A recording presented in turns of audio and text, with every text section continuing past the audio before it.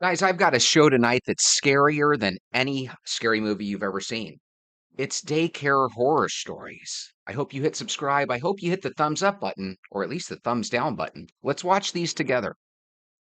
I'm really upset right now and I can't really talk freely because of my employment. But just know I'm not upset because we have to go in, but I now have to think about something for childcare. And my main problem is that I was not ready for my daughter to go to, daycare or nursing, whatever you call it.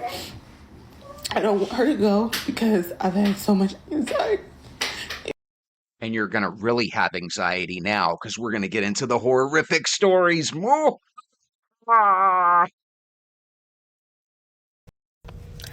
Story time about when my son's daycare lost him. So, a year ago, I had my kids at a daycare that I worked at, and I had recently switched them over to a new location because we were going to be moving there around that location later on, and we just wanted to move them when my son turned 2. So, we had his second birthday party. Come Monday, I am working at the other location because I went back and forth, and I get a call that my son was gone. And I immediately said, "What do you mean gone?" And they lost him when they went on a nature walk.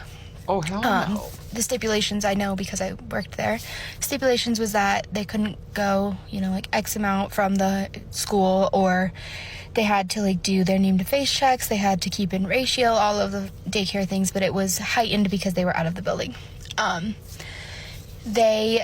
found out that they left the school at about 10:35, and they got back at about 11:40, and the teacher that was closing the room had come in a little bit before that, and she said, "Where's my son?" And Wow. to then they realized he wasn't there. They had been in the building about 10 minutes before they realized he was gone. He was out of their care for about an hour and 20 minutes. A stranger found him Oh, in a hell creek, no. in a rock, divot, kind of about 25 feet away from a creek. His shoe had fallen off, so thank God that happened because he loves water. She was walking her dog and found him. And this was, in March, so it's cold. He had just turned 2. He had just started. He had no idea where he was, obviously. He could barely tell her his name. And so she had no idea. She asked around a couple houses, if they knew who he was, and some gentleman said no, but let's call the cops, obviously. So she found him at about 10:45. The daycare didn't find him until 12:05. That is enough to make you want to pull everybody's hair out there at the daycare. That is totally unacceptable. I think that even when you're that little, even a dog is super duper dangerous, right? A dog starts roughing you up, and before you know it, you're without a child. God, I wonder if she sued the heck out of that daycare. Get ready with me while I talk about literally my worst first experience with daycare. If you're a toddler mom, you know exactly how difficult the daycare journey is already, and then to have a daycare that you don't feel comfortable with your child being in literally sends the anxiety through the roof. This daycare had really good reviews, and honestly, I'm not gonna lie, I was in a rush. I will take responsibility for is that I did not do 100% of my due diligence to take my time in choosing. I'll say it wasn't the most horrible experience ever. I'm sure that there's worse, but the issues that I had were security issues and just feeling like nobody really cared about my daughter in specific. Obviously I know that there's 100 kids there and everybody's trying to keep an eye on everybody, but I never felt like you were treating my prized possession like she's a prized possession, and that's how you need to feel when you're in daycare. Okay, so she's dressing this up really good, but she's not giving her problem the proper credit it's due. She has a situation that I think is potentially the scariest but she's downplaying it. Tell me what you think afterwards. Also, can we talk about this bodysuit that I just got? I love the square neck and the deep green. I've been so into green lately, so I'm loving it. My daughter had a really hard time adjusting to this place. Like every time I would drop her off, I felt the anxiety radiating off of her body, and like, which is to be expected for, you know, a first time toddler in daycare. She's not been separated from me at all. Trust me, it was hard for both of us. The teachers were not very nurturing and loving at all. Like my daughter, she's a hugger. She needs comfort to feel safe. And when I would drop her off, they would let her sit on the floor and cry. They wouldn't comfort her at all. And they would like yank her out of my arms so that, you know, I understand that me being there probably makes it harder, but you're yanking her out of my arms and you're not providing her any sort of comfort. So it's like, we need to choose a struggle. On top of that, when my mom went to go pick her up, yes, I have my mom as an authorized user to pick up my child, but they didn't ask her for no identification, nothing. They just buzzed her in. She knew the secret word, but just because you know the secret word doesn't mean that you're authorized to pick up my child. Like, why are you not asking her for ID? Why are you not making sure that she's somebody who I have said can pick up my child? See, I think that's really scary because, again, if some diabolical person walking by hears the secret word, it seems to me like they should really ask for ID because that could be a nightmare situation right there. That was pretty much her story. Check out this one, though. This one's brutal. Night before my son hair got pulled out at daycare by one of the staff.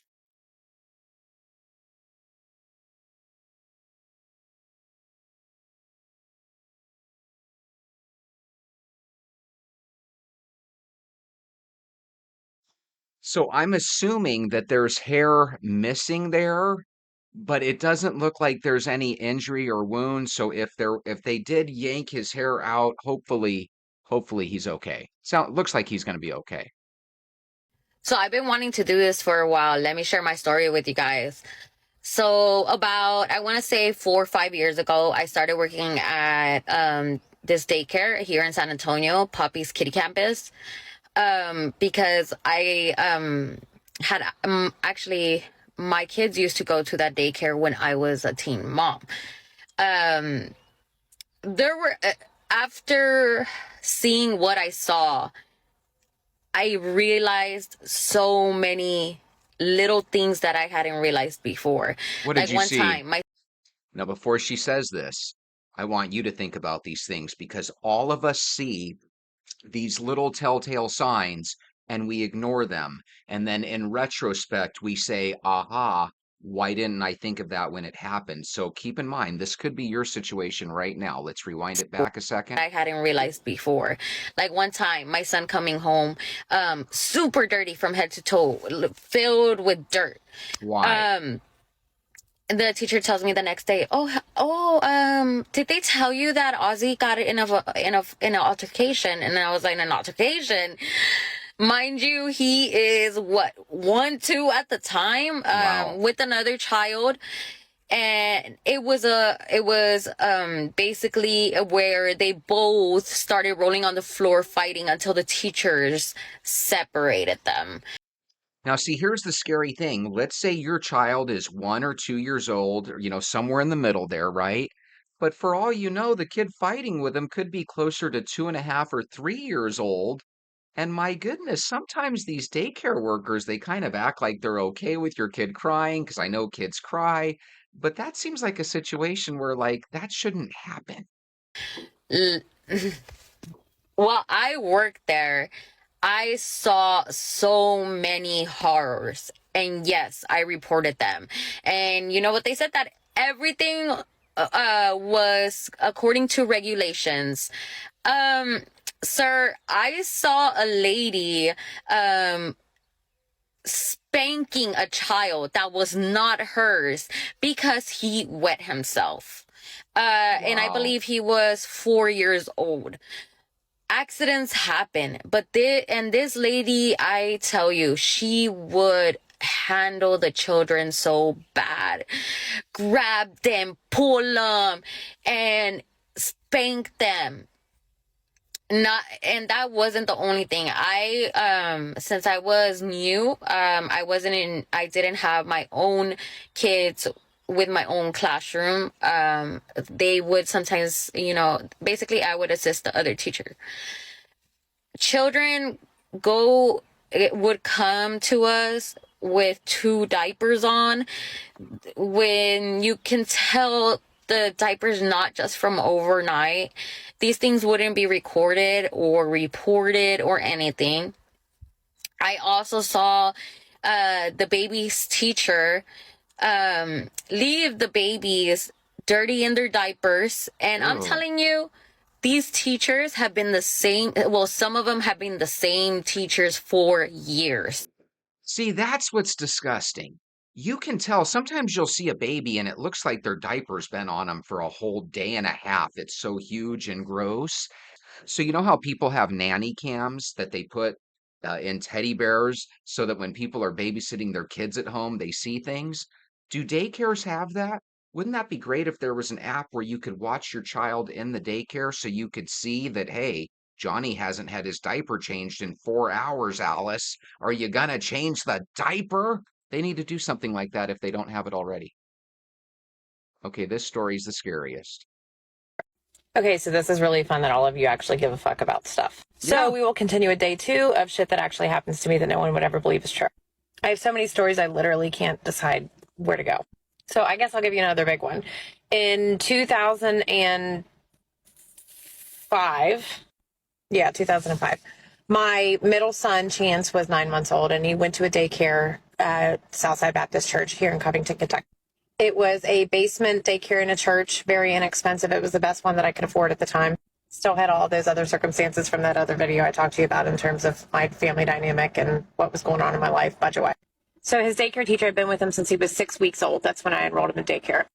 At 9 months, he started being a little bit more mobile, and they moved him into the toddler move-around room versus the infant room. I picked him up from school one day, and his shirt was soaking wet. His normal teacher wasn't in for whatever reason, so I asked the teacher that was standing by what happened, and she said she wasn't sure. I didn't think anything of it. I went back to my house, and I changed his diaper when I got there, and his butt was covered in a rash that he had not had when I dropped him off. I immediately called the doctor to make an appointment because it was the craziest looking rash I'd ever seen. Took him to the doctor, got him checked out. They gave him some specific cream, sent me home. The next day, I dropped my son back off, and everybody was looking at me like I had 25 heads. It was the weirdest sensation. I knew something was terribly fucking wrong. Like, I would walk down the hallways, and literally everyone that worked there was looking at me crazy. So I dropped him off with a weird feeling, and I went to work, and it just kept eating at me. And so I decided that I was going to leave work early that day and go get him. Which, by the way, I never ever did because I never had the opportunity to have a free moment to myself. And I would always take full advantage of a daycare and not pick him up till like 4 or 5 o'clock. But I ended up getting him at like 11 a.m. and I just took him home. It was just a weird thing. I don't know why I did it like I did. I just did. Call it intuition. I think people should listen to their guts more often. People, let's make a promise to each other that we're going to start listening to our guts more often. Your intuition is always right. When I got home, I had messages all over my answering machine. The first one was from a CPS person. The second one was from a detective. And the third one was from my pediatrician telling me that I needed to get to the hospital right away. I was instructed by all 3 of them to meet them over at Children's Hospital waiting room, and that my son had been involved in a child abuse case at the daycare. Wow. Obviously, I was fucking losing my mind because I had my son in my arms at the time. I couldn't understand what the fuck they meant. He was how would that be? No one told me anything about it. Why? What? So I rushed him over to Children's Hospital in Cincinnati, where the CPS person, the detective, all met me there. He was rushed off and had all these tests ran, and they said that his daycare teacher attempted to murder him. Now imagine that situation. She is so lucky that she has her son in her life now. And what I can't get over is that she looks like she's in her 30s, but 20 years ago is when her son was 9 months old. So she's obviously living right. She probably takes a daily walk. She probably drinks a lot of water and she probably avoids sugar. But that is a nightmare situation. She's lucky that Chance is alive. I'm really sitting here thinking about my daycare experience right now. Like, I remember the daycare we were at was kind of low-key like abusive. There was this one woman who was evil. She was just evil. And I remember she would have me, like one time she told me to stand still in place and put my head down like this and keep my hands to my sides and close my eyes. And she was pinching my arms. Like she was literally pinching both of my arms. My older sister had some stories too. And obviously we ended up, telling our mom, and we ended up not going there anymore. But at the time I didn't realize, like, I still don't know what exactly happened or what came. So here's the thing. We hear a lot of these stories. We see a lot of these stories. I think we should try to go back to the way we used to be, where instead of a daycare, maybe you have a friend of the family that watches your kids. But then again, the friend of the family could end up being worse than the daycare. So it's one of those scary things. Right now, I have a granddaughter that's 3 years old. Many of you out there have kids that age or grandkids. We have to say a collective prayer that they'll make it to adulthood safe with all 10 fingers and 10 toes. And you know what's really cool about the 10 fingers that we all have? You can hit the thumbs up button and you can hit subscribe, and then you can make a plan to come back again tomorrow. We'll watch some more videos together. Have a good night.